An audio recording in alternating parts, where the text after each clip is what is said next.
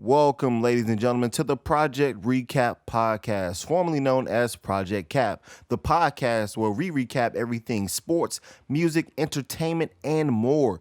I am your host, the infamous TYB, aka Thank You Brother, and I just want to thank you for stopping by.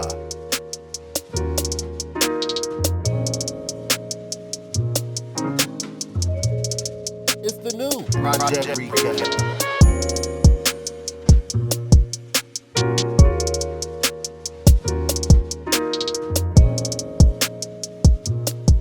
Welcome, ladies and gentlemen. It is your boy, the infamous, the one and only, yours truly, TYB, aka Thank You Brother. We are here, back so soon. Episode 5, back to back.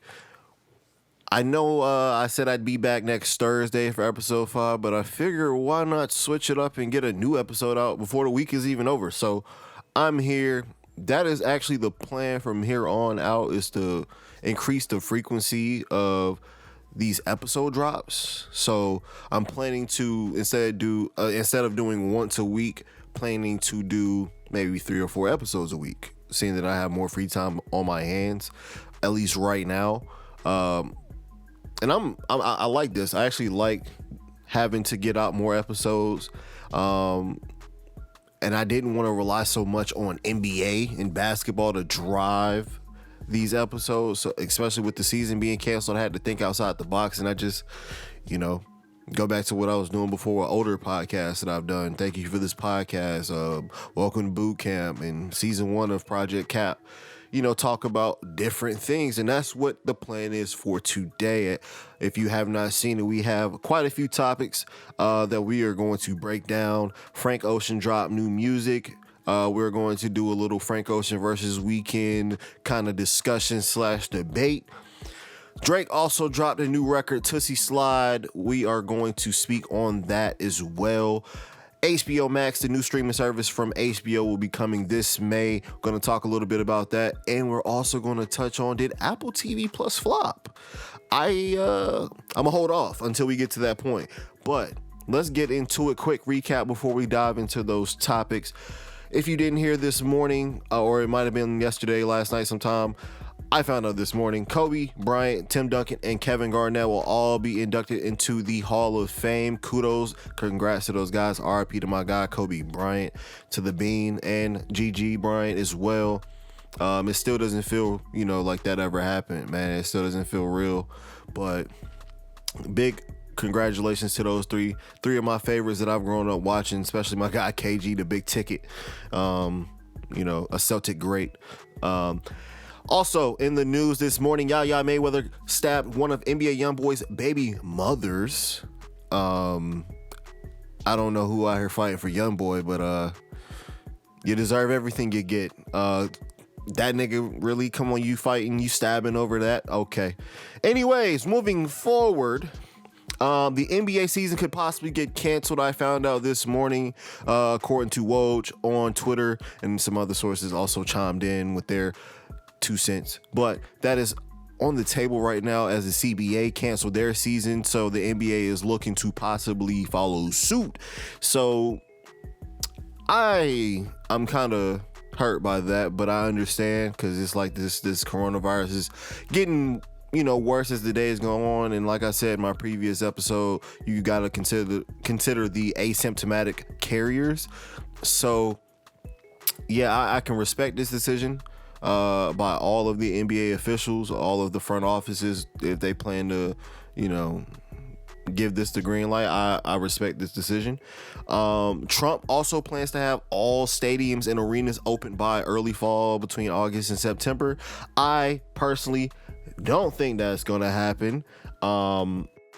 It just don't seem logical, bro.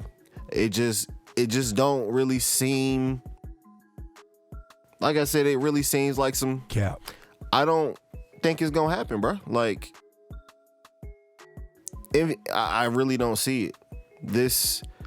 I feel like I'll keep repeating myself, but you got to worry about the asymptomatic carriers. You got to worry about having those large gatherings, 50 to 80 and so on thousand people crowded together again. And it's like we haven't really made much progress when it comes to testing and making those tests available.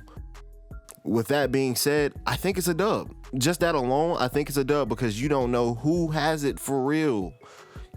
A lot of people have it, yeah, but there could be so many more people. I even think I consider myself like, I don't know if I have it. I'm asymptomatic, but that doesn't mean I don't have it. I think everybody should think like that, seeing how bad it is and seeing how much information is coming out. Just be mindful. And that's why I'm stressing that stay home shit.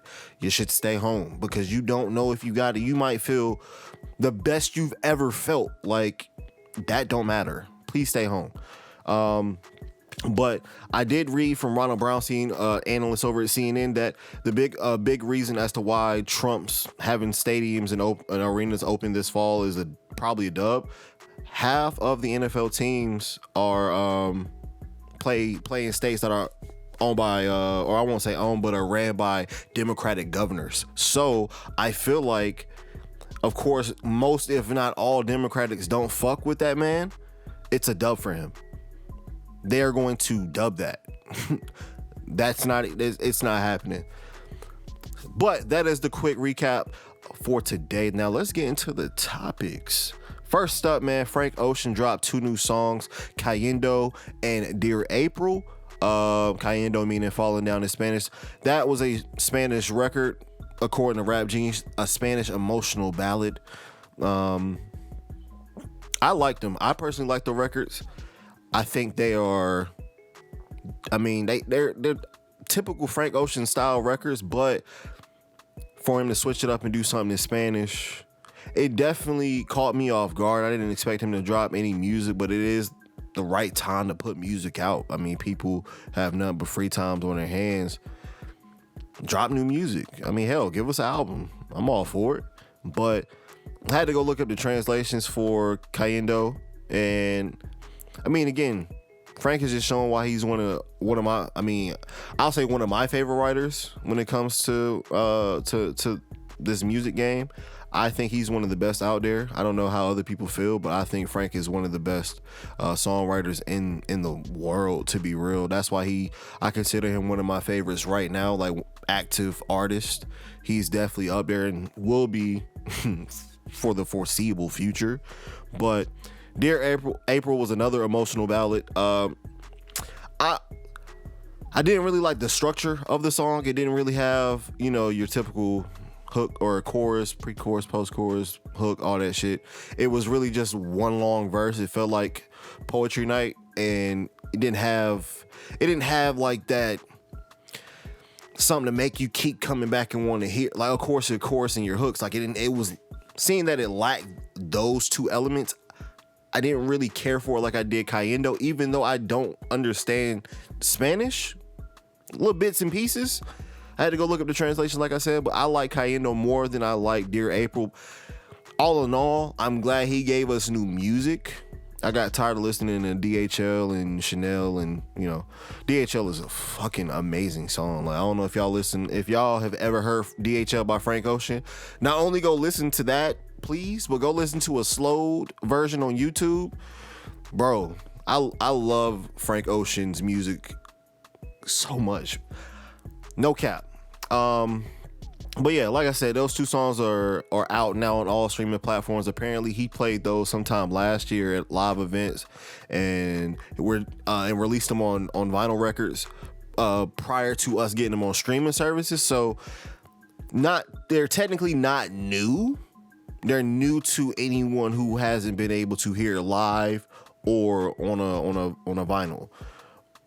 I personally think these are great songs. It makes me want more though. Like, I want to see more. I want to hear more. I really want a project from Frank. I want that before the year is out.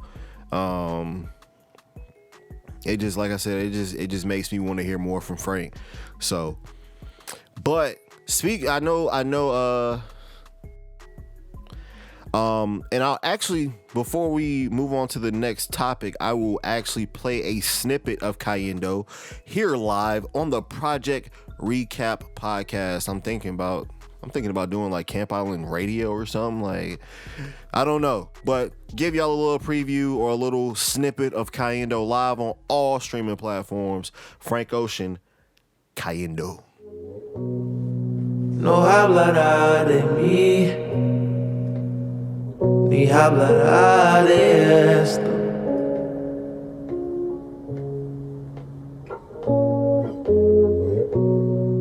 Lo que él quiere de ti, yo no se lo negaría.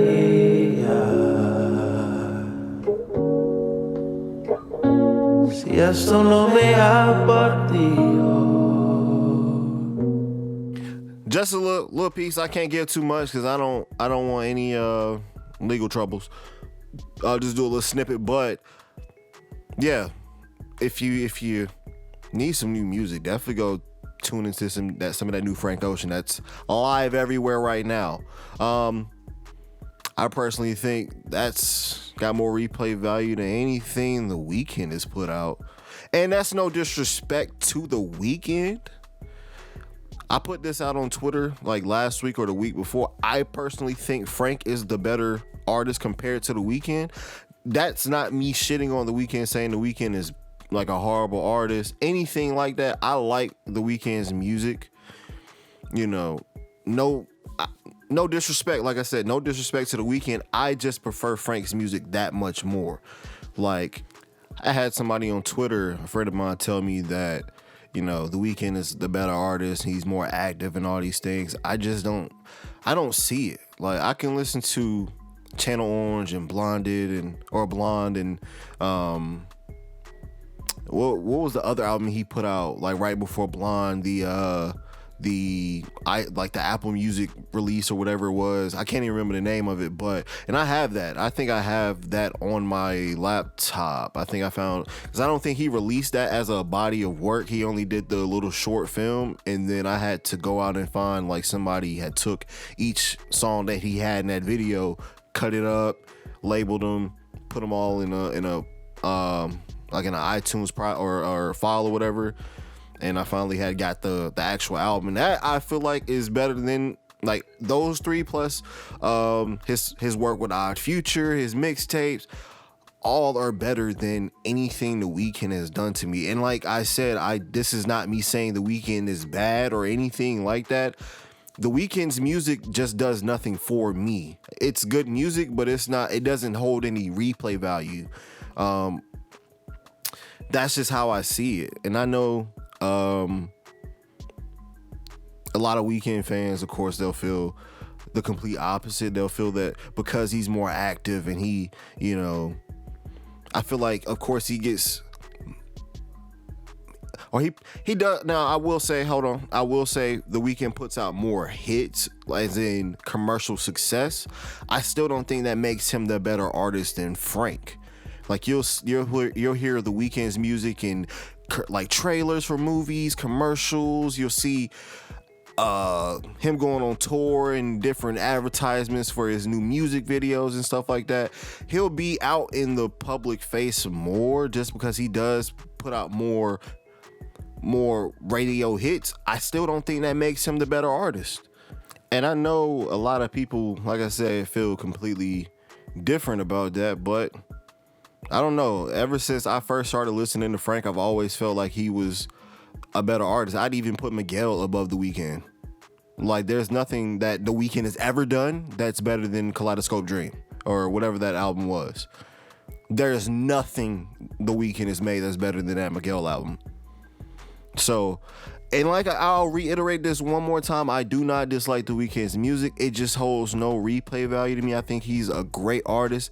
He gets on some of the best production, but I feel like his music can be repetitive too. Like, I feel like it's a lot of the same stuff. I don't know, bro. I don't know. Like I said, The Weeknd's music I can't sit and listen to, The Weeknd endlessly, like on repeat. I feel like I'll get bored. Frank, on the other hand, I can listen to his music nonstop. Like, but that's just something I want to pose to y'all. Do y'all feel like The Weeknd is better than Frank? Or do you feel like Frank is better than The Weeknd? Or do you even feel like what I said about Miguel? Miguel is better than The Weeknd or vice versa? Let me know what you think. Definitely tweet me, text me, DM me, whatever. Leave a comment on the YouTube post, whatever. Like, I want to hear what y'all think. I think Frank is better. Always have, always will. I don't think there's nothing we can drop to change my mind. But that's just me, though. That's just me. Now, on to the next subject at hand. Drake released a new song as well, and I definitely want to talk about this. Tussie Slide is live on all platforms. He even put a video out with the choreography just for those who are clueless, like myself at first. This is what I think. I think the record is lyrically garbage. It's catchy.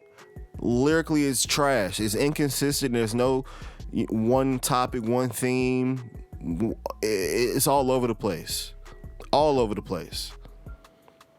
I think that, he just put together some shit just so he could put something new out. I feel like, of course, it's leading up to an album somewhere down the line. This won't make it. More than likely, he does this a lot where he'll drop singles, songs, whatever, leading up to an album that doesn't make the cut.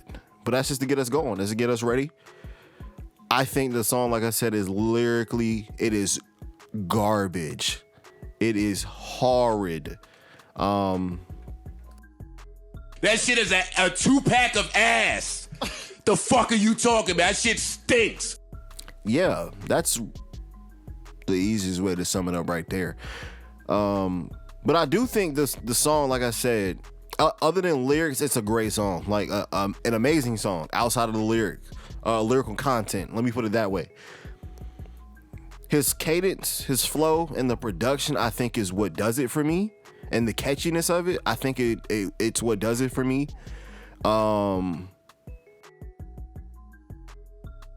He always hops on, like when he ducks off for a minute, he doesn't put out any new music. He'll come back with that song with production like this, some simple production, but it's so. I hate to keep using the same word, but it's catchy as fuck. Like the way he flowed on it, the way he was sounding on it, it's good. Like that's what makes it for me.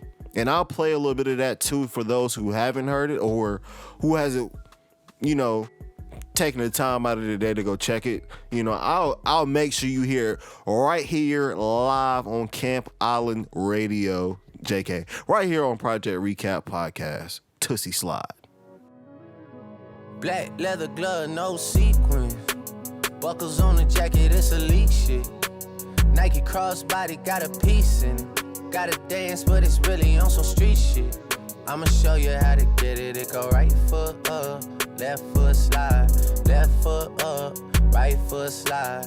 Basically, I'm saying either way, we bout to slide. Hey, can't let this one slide. Hey, don't you wanna dance with me?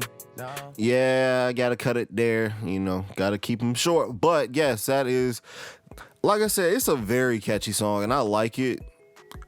Other than them fucking bars, I do like that Michael Jackson part and he was black leather gloves, no sequins. I had to go look up what the fuck is a sequin. That's for those who don't know, that's pretty much the Michael Jackson glove with the sparkly shit all over it. I was like, what the fuck? This man, he taught me something new. I'll give him that, but like I said, there's no consistency with the lyrics. Like he go from talking about dancing to a female to sliding on niggas. It's just like, damn, bro. Like, are you venting right now? You good? You straight? But I think like he's smart for the timing. Seeing that everybody's at home again, I keep bringing that up. Everybody's at home. I think also picking a time where TikTok is blowing up the way it is and has become, the go-to social media platform right now. For him to put out a song where people can dance to it, bro, motherfuckers on TikTok is gonna be the reason why this goes triple diamond. I'm telling you, like, I haven't seen much yet, but trust me. Oh, I've seen like about 2 or 3 videos, even like within the first hour after the song dropped. RDC World put out a video. I'm like, damn, the song ain't even been out an hour. Like, they already got a skit up.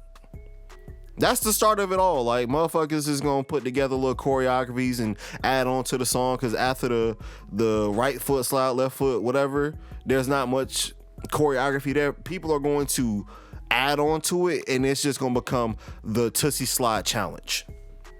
Watch what I say. But I think he's smart for the time, and like I said, everybody at home making TikTok videos, let's put out the new cha-cha slide. Really, that's how I see it. Let's put out the latest crank that. I don't know. This really just proves why Drake is a genius to me. Like, the timing couldn't have been better. The song, like I said, outside of the lyrics, is a very good song. Just watch, man. Y'all gonna see soon hashtag Tootsie Challenge or Tootsie Slide Challenge. Just watch. Trust. Big trust. Now, on to some other things. I got a notification yesterday that, and actually I heard about this after, I think either Disney Plus or Apple TV Plus had dropped, that HBO Max was coming out. And the reason why I really am excited for this, it's got all the Cartoon Network shit. I hope it has Boomerang stuff on there too. Like, oh my god, bruh, have all my coins. Like, if you got all the Cartoon Network classics from when I was a kid and Boomerang stuff too, have all, bruh. You can have my money right now. It's not even out yet. You can take my money now. I want to pre-order that. But I'm gonna break down a little bit of the information about it so y'all can understand my excitement a little bit more too. New streaming service coming from HBO. Have all your HBO movies and class or shows, all the classics like Fresh Prince, South Park, Friends, Doctor Who, and so on and so forth, and new content, like, of course, like what Netflix does, producing their originals, and Disney Plus and Apple TV Plus. They'll have new content coming in as well. But not only that, they'll also have production companies such as Warner Brothers, DC, CNN, TNT, Cartoon Network, the CW, and Adult Swim, and plenty others also producing content and providing, like old content and stuff.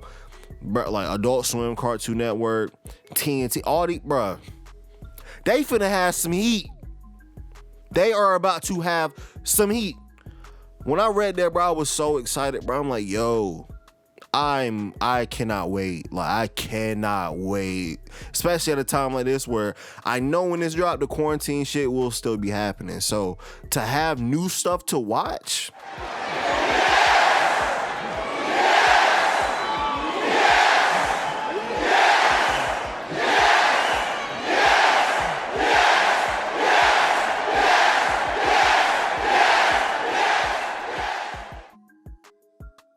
Yeah, very excited, bro. Very, very, very excited. Like I said, they can have my bread. From what I read, it is going to be priced at $15 a month compared to like Netflix. I think their best package is around like $13, and then you got like Apple TV, I think is $5, and Disney Plus is $7, unless you do the Disney Plus, ESPN Plus, and I think Hulu comes with it for like around the same price as the HBO Max will be. But I understand their price, and they've got a lot of stuff they're about to be, or that's going to be on HBO Max. So I can understand that $15 a month.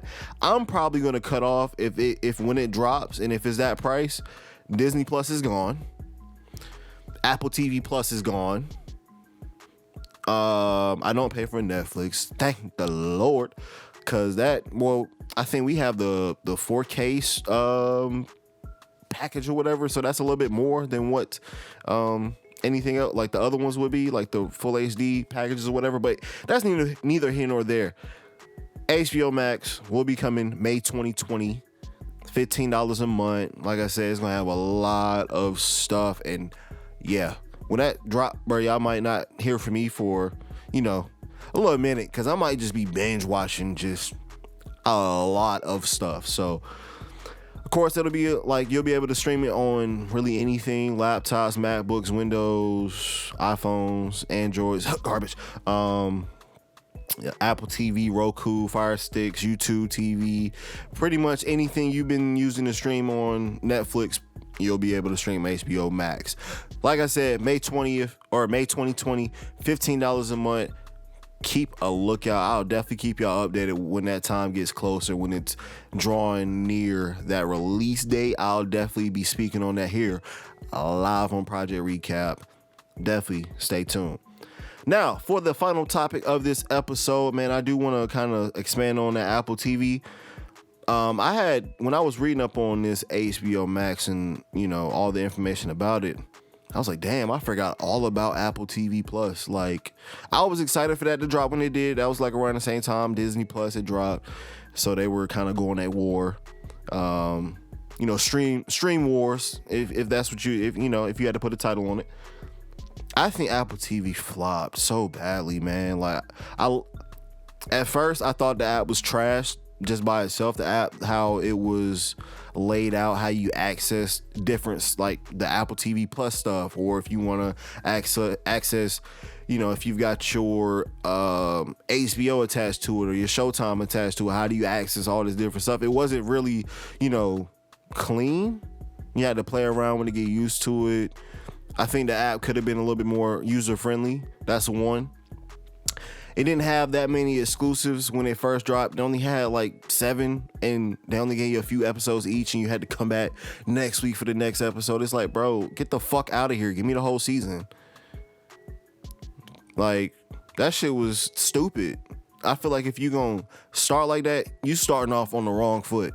I did like the morning show with Jennifer Aniston and Steve Carell, just because I'm a fan of Steve Carell, of course, from The Office, and I like a lot of what Jennifer Aniston has been in.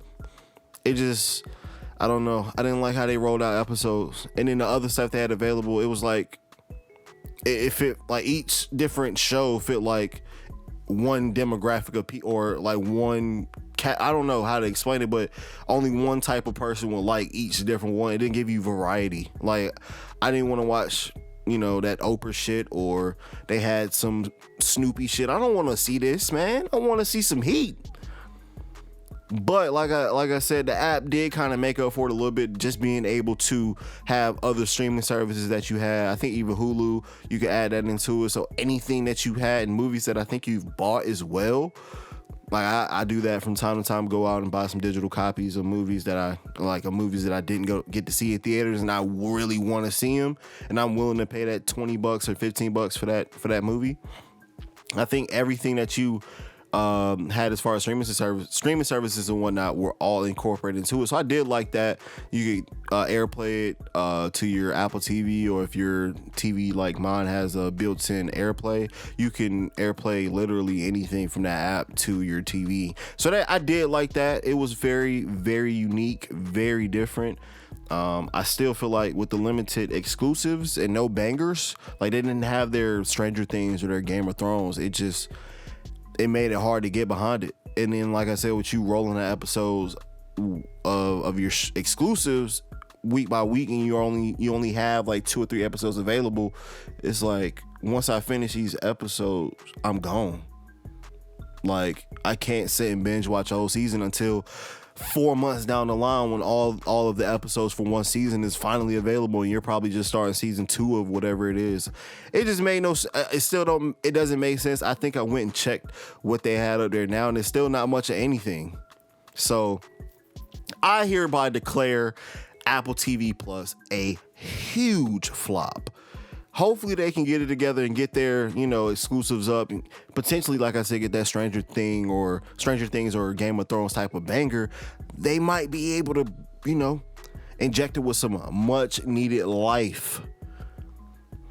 But that is going to wrap it up here today, folks. I hope you all enjoyed this action-packed episode of Project Recap. Episode 5, back-to-back. We are here. Stay tuned though. Like I think I said this early in the episode. Episode 6, Hall of Fame, will be live on Monday. Please come check us out. Project Recap podcast here on CampIslandStudios.com. The Recap Project on Twitter, Project Recap on Instagram. Thank you, brother, on YouTube. My personal Twitter is also Thank You, Siege. If you want to come chat, debate a little bit on these topics that we went over today, like that Frank versus The Weeknd, come talk to me, man. I'm always available. Just hit me. But it's been real, folks. It is your boy TYB, and I am signing out.